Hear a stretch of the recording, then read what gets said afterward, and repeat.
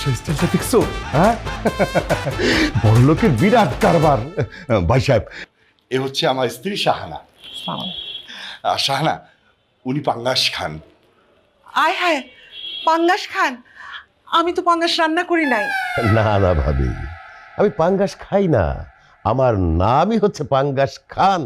আর আমি পাঙ্গাস খানের ছেলে রুইতন খান। পাঙ্গাস, রুই সব মাছের নামে কেন? কারণ আমরা মাছের উপর ইনসাফ করেছি এই জন্য।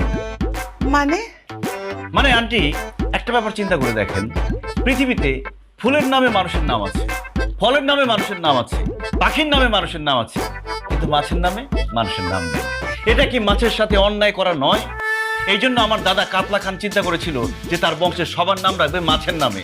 এই জন্য আমার বাবা পাঙ্গাস খান, আমি রুইতন খান। আর আমি সিদ্ধান্ত নিয়েছি, আমার যদি সন্তান হয়, ছেলে সন্তান হলে তার নাম থাকবে বোয়াল খান, আর মেয়ে হলে তার নাম থাকবে ট্যাংরা আক্তার। বাবা,